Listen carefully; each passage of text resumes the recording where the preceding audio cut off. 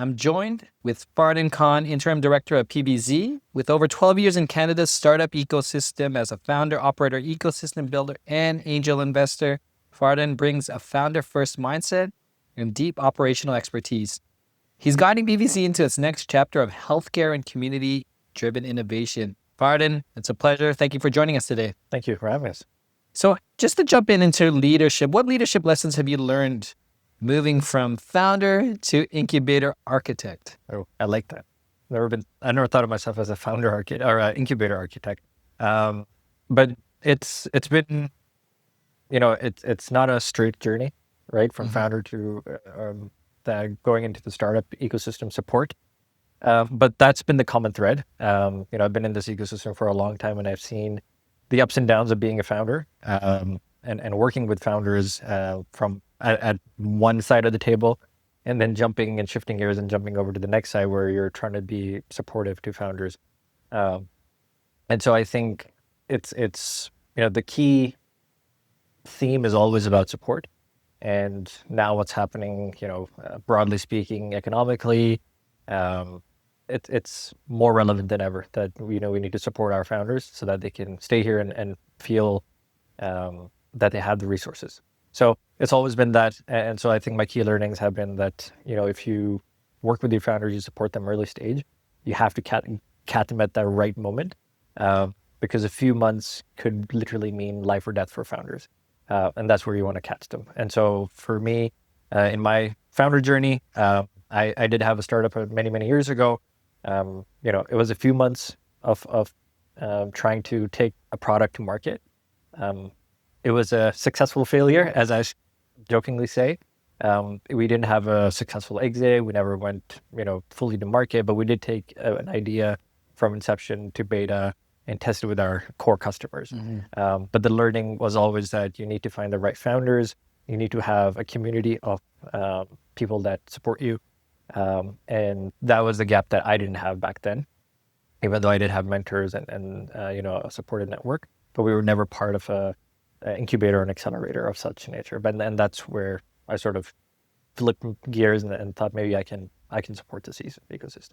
Yeah, and it's really important in terms of understanding the founder journey, I believe, when you're providing the support within an ecosystem like BVZ and really understanding that.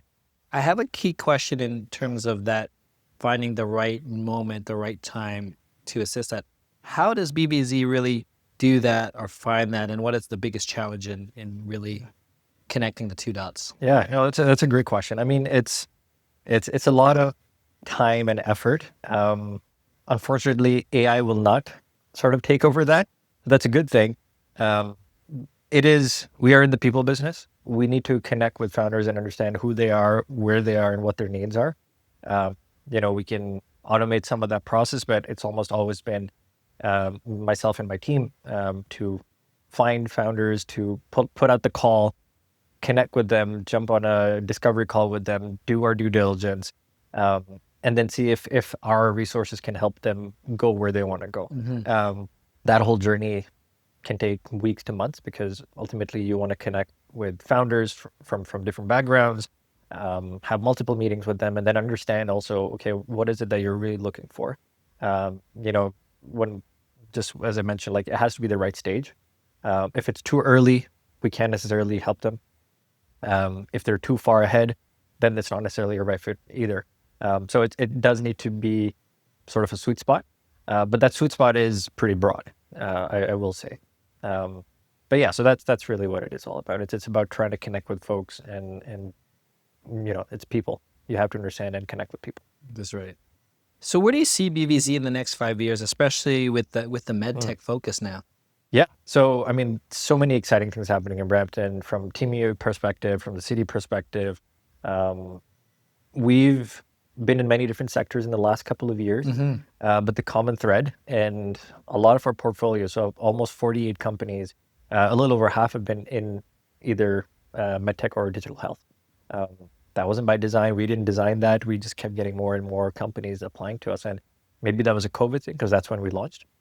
So we were seeing effects of that. But now, in the last 5 years, the medical school was a little bit of a dream back in 2019. but we saw how it sort of evolved really quickly, and now it's launched. It's great to see that, and it's rare to see from a city's perspective also that they have the MedTech task force.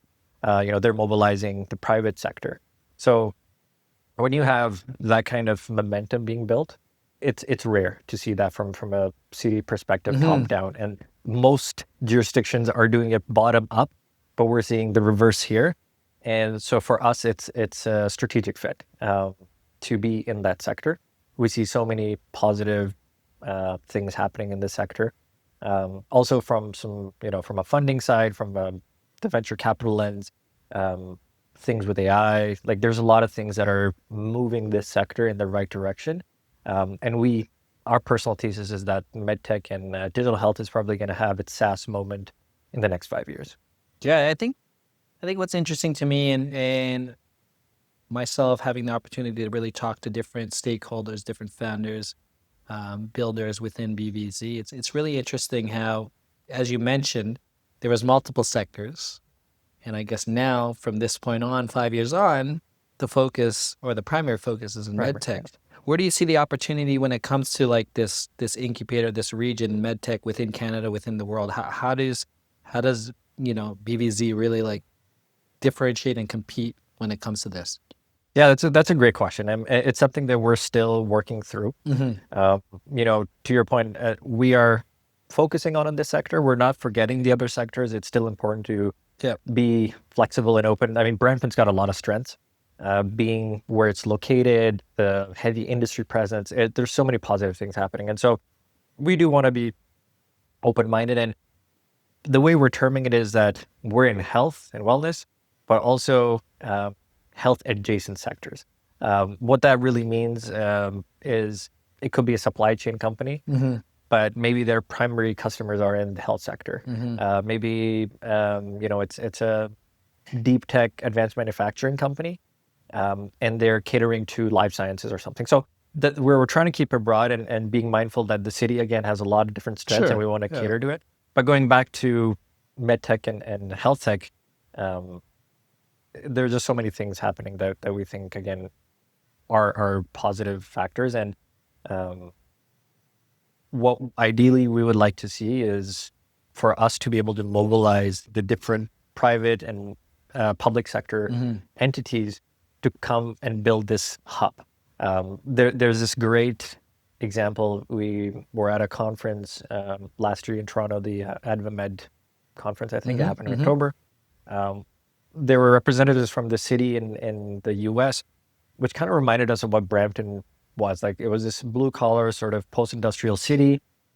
They got an engineering school, they got a medical school, and they had the startup innovation zone, and they had the funding of the city.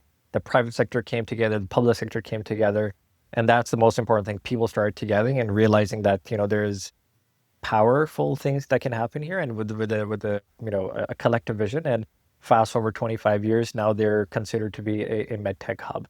And so I think that Brampton has all the right ingredients. It's just about how long we want to put it in the oven for and then bake it, really, right? So I think it's that. So for me personally speaking, I think we have to leverage all of the different partners. A great example is the MedTech Task Force with the Deputy Mayor's lead. And for us to really set ourselves apart, I think what we want to do is work with TMU's institution like the medical school and really incorporate and work with the future generation of doctors and physicians and healthcare staff that's going to be here, embedded here, and work with them and the surrounding talent and say that BVZ can support this next wave of innovators. So I guess with that, how do you define success for PVC beyond startups? I think today's a great example. We're here at the BVX 5. I think it's mobilizing the community. A lot of the work that needs to be done is around mobilizing the community, educating the community. Each year we get more and more folks coming from the community and saying things like, "Oh, we didn't know this was happening here." Going to Toronto is great. Nobody's going to replace the powerful hub that downtown Toronto is, but it's so nice to have a hub and a community here as well, right? And given the power and the uniqueness that Brampton has in terms of its talent, huge diverse population with so many different backgrounds and skill sets, that's its strength. And so I think if the city and what they're doing is investing in the people, that's what I would love to see is just mobilizing the community and just seeing that this is indeed an innovation hub. So, looking back now in terms of, as you mentioned, we're at BVX5. How, looking back and looking back at the journey, like what is the most valuable lesson you've gained, just being part of the ecosystem, a part of BVZ? That's a great question. I think, and I'm gonna maybe repeat myself, but it's the ability or how much impact you can have if you invest in your community. It doesn't happen in 1 year. It doesn't happen in 2 years. I know, with cities and people doing a lot of hard work behind closed doors, it's people often don't see the change happening, but it's almost nothing happens for a long time and then everything happens all at once, right? And for any innovative community, KW, Waterloo is a great example. It's been happening for 10, 15 years. So it takes a little bit of time, but I think that would be my primary view is just the impact that you can have on a community of people if you really invest and have space for them to come and learn and collaborate. So many positive things can happen. Yeah, I mean it's really exciting times just being downtown, the region, the area. I mean, I grew up in Peel, but in Mississauga actually. Yeah, So a little more south of you. Likewise. Yeah. So, but I mean, it's really exciting, and just to see how the ecosystem is really coming together, and having that grassroots type of like camaraderie. So it's really exciting. I'm excited to see what the future is in terms of what you're building. I guess before I let you go, what are you, if there's one thing that you could say that you're most excited about in the next year or two, what can you share with us? Oh man, that's a lot of different things. I wear so many hats. So there's the program. So each year we run a cohort of our main program, which is called Launch. It's very exciting each year to meet new potential smart founders who are doing groundbreaking stuff, and then they're developing innovative ideas and products. So each year that's a highlight because we get to talk to close to 100 founders each year when we're trying to we put out a call for applications. They apply to the program, and we select only like 10 startups, which again is a tough thing to do, but we're so grateful that we're in a position where we actually get to meet those founders and help them. So that's always a highlight. And then, yeah, I mean, who knows what's going to be happening for BVX? So I think we're growing fast. We have some ideas for next year. Maybe we can do things bigger and better. So yeah, maybe that. That's amazing. Oh, Fardan, I'm really excited again, but thank you for stopping in and joining us on the show. Thank you.